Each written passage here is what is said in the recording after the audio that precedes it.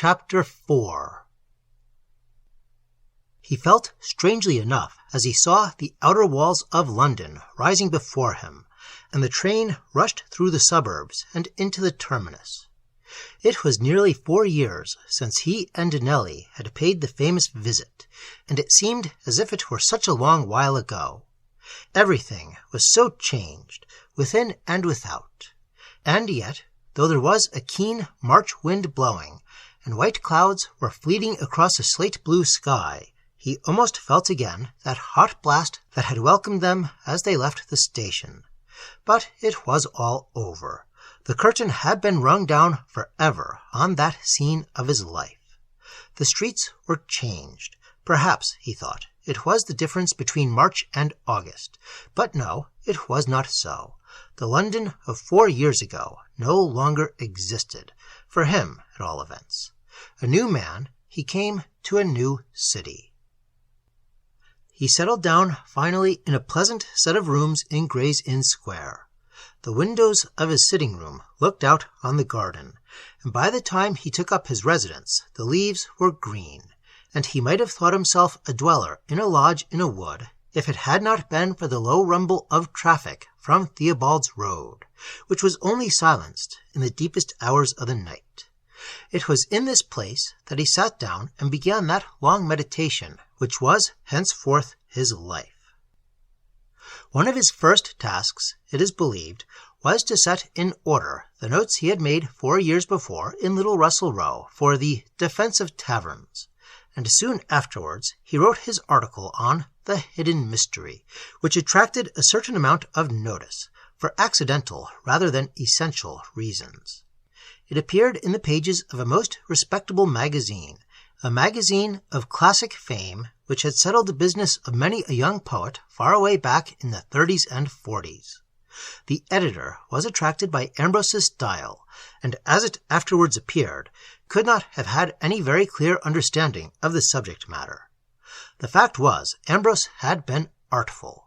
His essay was written on a curious text, the utter blindness of 2 centuries or more to the beauties of Gothic art. He showed how even the draftsmen of the 18th century, with, say, Lincoln Cathedral before their eyes, were utterly unable to draw it correctly, to give any true idea of the Gothic mouldings or tracery. He quoted Smollett on York Minster, Washington Irving on Westminster Abbey. He made a catena of witnesses to the singular fact that for more than 2 centuries men were surrounded by wonderful buildings which, in a true sense, they were absolutely unable to see. He showed, too, that, to a great extent, the same principle worked in literature and in painting. He quoted Dr. Johnson's dictum as to Pope's poetry, his criticism of Lycidas, pointing out the extreme shrewdness, sagacity, and honesty of Johnson's character, and yet the lexicographer thought Lycidas was something very near to rubbish, and Pope's admirably clever verse poetry in its most absolute, perfect, and final form. As for painting, were not the Carraccis highly esteemed, and Giotto, Cimabue, and Botticelli regarded as semi-barbarians? At the same time, he showed that it would never do to write off the 18th century as utterly deficient in all artistic perception, since in the rarest and purest of all the arts, it could boast of the greatest of masters. The age of Pergolesi, Handel, Bach, and a vast number of minor musicians who wrote work as charming in its way as the minor poets of the Elizabethan and Caroline periods. This was no age of artistic barbarism, and even in architecture itself, St. Mary le Strand was, of its kind, very near to perfection. But then, on the other hand, what was the attitude of the Augustans and their successors towards nature, scenery, the visible universe generally? Clearly, it was an attitude of men blinded, stupefied, befogged. The trees and streams of the great Berkeley, illustrious among philosophers, a spiritual thinker, if there ever was one, were taken out of Plato's dialogues. The poets went to Hampton Court Gardens and to the famous maze for nature. They called the wood a bosky shade, and Johnson and Boswell, who found Greenwich Park much too countrified for their taste, were interested in the wild Hebrides as one is interested in grotesque oddities from the South Sea Islands. And, to take another region of the soul, nearly all of these men, most of them acute and intelligent in a high degree, were firmly convinced that the blessings of the Reformation were so clear, palpable, and certain that there was no room for argument on the matter. Wharton, certainly, hinted that the effect on the arts was not of the best. Johnson, probably for sport, took the unpopular side in talking to Boswell, but in the general opinion of the cultured, the matter was as clearly settled as the result of adding 2 and 2. Popery was wholly wrong. Protestantism was entirely right. It seemed, then, to follow from all these instances that whole generations of men, no more stupid and ignorant than their ancestors or successors, might be absolutely blinded as to matters that were, literally and physically, before their eyes. There could hardly be more conspicuous objects than Lincoln Cathedral, a forest, or a mountain. Beauties could scarcely be more clearly evoked and displayed than the beauties of Lycidas. And many of the men thus blind on certain points were of very exceptional ability and acuteness on other matters, and even on artistic matters. It was as if a man walked through a wood, admiring the beauty of the oak, and at the same moment wondering why an all-wise Creator had made the grotesque ugliness of the ash and the beech and the yew. Therefore, Ambrose proceeded, since intelligent and thoughtful and sagacious men were obviously blind as to such obvious and manifest beauty as that displayed in visible nature, Gothic architecture, Elizabethan and Caroline poetry, and Catholic ritual. Is it not highly probable that men no less intelligent and sagacious are at the present moment blind as to certain matters which may not be so obvious, which, it should rather be said, seem to us not so obvious? Is it not possible that while we look down on the Augustans with pitying superiority, we ourselves may be sunken in darkness on matters infinitely more vital and important than the subjects on which they displayed so invincible an ignorance? This may be difficult to realize. To us, the beauty of Lincoln Cathedral, of Lycidas, of the great spectacle of the visible world, of early Italian art, is so clear and so incontestable that we could as readily contradict the axioms of Euclid or the laws of logic as the presence of beauty in these things. But, after all, qu'avons-nous? Unless we take up the position that we have attained to final perfection, that we have surpassed all the wisdom of the wise, all the art of all artists, all the visions of all seers, that compared with us all precedent humanity is in all things, as a schoolboy in the multiplication table to Sir Isaac Newton, that the universal goal is attained, the race run and won forever. Unless we take up this slightly ridiculous and monstrous position, we must confess that there is a high probability, at all events, that we, in our turn, are blind to many sights, deaf to many sounds, insensitive to many wonders, ignorant of many mysteries. Then Ambrose went on to show the probability of this thesis by many analogies, drawn from things of mind and of matter. He instanced the laws of logical science, latent in man's discourse from the beginning of speech, and yet not clearly perceived nor demonstrated till the day of Aristotle. Here was a mystery or magistry that had been visible and yet invisible for countless ages, that had been before the intellectual eye of countless myriads, day after day, hour after hour. The veriest savage who used stone arrows to shoot prehistoric game must have been familiar with Barbara and Celerin, and yet he knew it not, though he won his dinner and his life by this knowledge that was concealed from himself. The analogies were indeed innumerable. How many apples had fallen before the law of gravitation was enunciated? How often had the power of steam been perceived before the obvious application was disclosed? And man had gazed at the earth and sky, at the clouds and the woods, the sea and the rivers, for how many ages before the mystery and the beauty of the world were really manifested in the days of Coleridge, Wordsworth, and Turner. At this point, he paused for a while in his main argument to follow a curious byway of thought.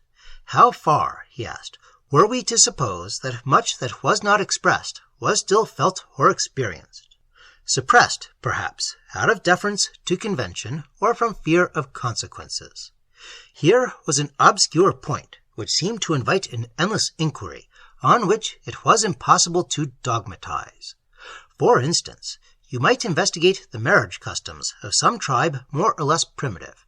You might satisfy yourself that to all intents and purposes, marriage and giving in marriage in the tribe in question were as prosaic, as much a matter of business as pig-dealing in Wiltshire. And yet, from the heart of this race of chatterers in women, there might surge up a burst of song that expressed all the passion of love. In a sense, the courtship of Portia by Bassanio was a squalid fortune hunt. Still, there were lines that spoke nobly of the latenza deitas.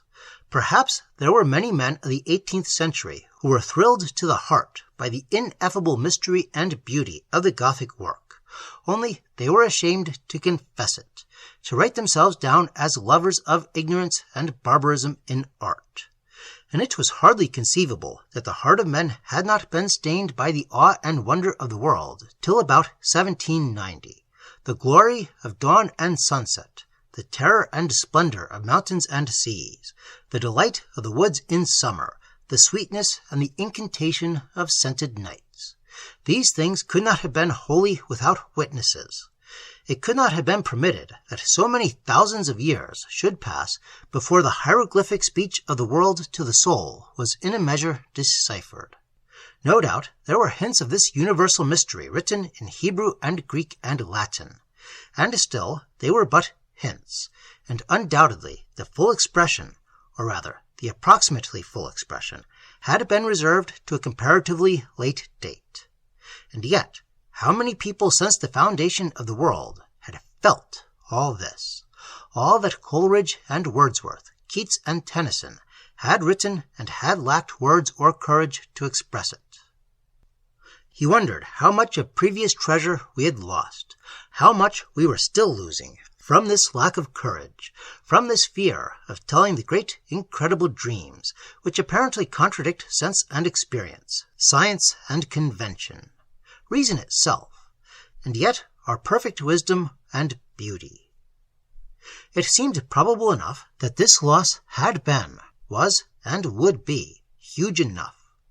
He noted the fierce, irrational intolerance that was ready to be called out at any moment by the slightest novelty, by the faintest departure from the most external of the conventions, more especially when the new departure moved towards truth and beauty.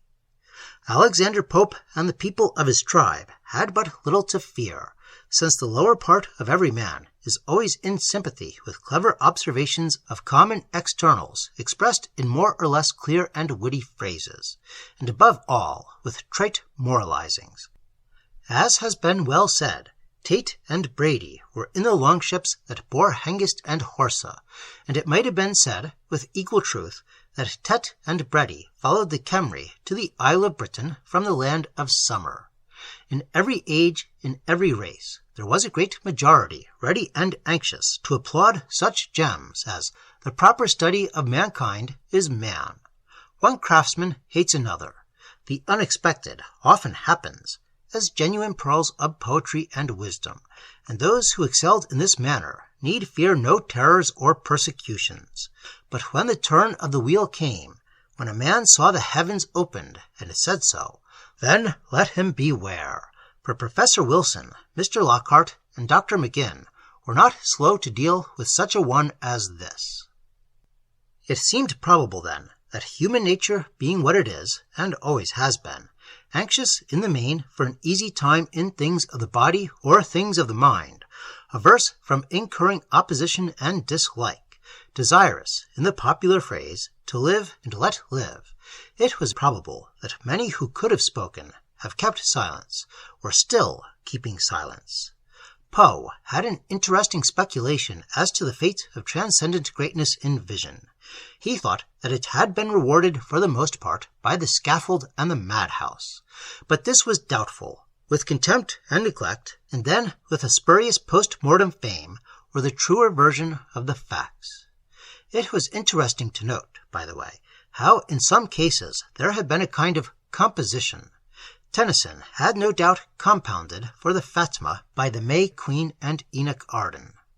The verities had been passed unchallenged under the cloak of the domesticities. In like manner, Poe, a great seer as well as a great artist, was accorded a sort of contemptuous toleration as the author of The Bells and the Raven. He returned after this digression to the central point of his argument, the probability of an all but universal ignorance or blindness as to things of the very highest moment. He suggested further that it was even probable that there might be one central truth, one eternal beauty, one great word, that had not been lost, at least in time, because it had never been found. A secret of secrets, a master mystery, a key opening the door of the shut palace of the king. Taking this as his hypothesis, he imagined this one truth as everywhere present, everywhere visible, everywhere known, and yet all unknown. It might perhaps be spoken of under the most varied symbolisms. It might be manifested under the most diverse forms. It might sometimes be so degraded in evil use as to appear more pertinent to devilry than divinity. Or again, it might be like some ingenious puzzle in its manifestation, as if one were to conceive, for example, some picture divided into minute portions, and these strewn at random on a table. It might be very difficult to perceive any relation between the parts. It might not appear that they were parts at all. It might be the work of a great imagination to collect the bright fragments together and set them in their true order, so that the great and beautiful whole should appear. Better still, he said, conceive a stained glass window taken to pieces, bit by bit from its leads, and the irregular red and green and blue and golden morsels put in a basket and given to a savage. It is likely enough that the black fellow would be delighted with the fragments as ornaments of a new kind, but how hard it would be for him to set the golden pieces together and make of them the saint's aureole. In all likelihood, most of the glass would find its way to the swamp, there to give greater worship to the fetish deity. He went on in this ingenious and elaborate vein, conjecturing the existence of this great master mystery, the mainspring and the source of all being, all joy, all savor, and all delight, the ens unum in diversis, that which gives glory to the dawn and a melody to concordant sounds, sweetness to the rose, magic to the poem, wonder to the romance, potent also and all-prevailing in the highest secrets of life and death. The article appeared, as has been said, in a magazine of the highest respectability. It was a good deal noticed and commented on as a passionate and eloquent appeal for the appreciation of beauty in common things. It was only some year or two later, when Ambrose had published his first story, the Rosa Mundi, that people began to put two and two together, and it was generally felt that his work was not quite nice. It must not be imagined that the idea for which he worked was at all understood, but in certain instances there were I's in the article and dots in the story, and it would have been quite difficult not to put the one on the other. Such was the beginning of a long and austere career, devoted to a great and mystic end. Of course, Ambrose was misunderstood, often laughed at, occasionally abused, but he always maintained that his ways were made far too pleasant for him. He deplored the soft, indifferent age in which he labored, which could only provide a quarter column of ill-tempered chaff for the stones and fires of braver times. Indeed, the ill-temper and the chaff were often missing. His reviewers told him he was a clever fellow, and only asked, much more in sorrow than in anger, why he did not devote his talents to simple, healthy themes of domestic interest. It is not probable that the end will ever be clearly understood. The few documents that are available seem to leave the whole matter in a state of conjecture, and it has only been possible to surmise the objects of the last wonderful journey after a very careful and minute reading of Ambrose's notebooks and journals, in which certain hints and things half said seem to supply a certain clue to a strange adventure. So far as can be gathered, then, it appears probable that old Cradock, in handing over to Ambrose the blessed cup of Tylosant, had delivered also a certain charge concerning the relic, and it may well be that the final removal of the Sangreal in the romances owes its existence to traditions and rumors of the charge in question. However this may be, it is practically certain that Ambrose, when he went to the East, took with him the holy vessel, and bestowed it in safe custody in the place to which he had been directed, and perhaps its splendor and glories will never more be seen by mortal eyes. The Kurds crucified him on a tree that stands just without the village where he was staying. They descended on the Christian people, descended in their usual fashion. Some of these fled, some hid themselves, many were given to torture and cruel death. One of them, who was hidden, told how he saw the stranger Ambrosian brought out, and how they put before him the image of the crucified, that he might spit upon it and trample it under his feet. But he kissed the icon with great joy and penitence and devotion. So they bore him to the tree and nailed him there, and after he had hung some hours, the Kurds, enraged, as it was said, by the delight and rapture that shone on his face, killed him with their spears. In this manner did Ambrose Merrick gain red martyrdom, and achieve the most glorious quest and adventure of the Sangreal.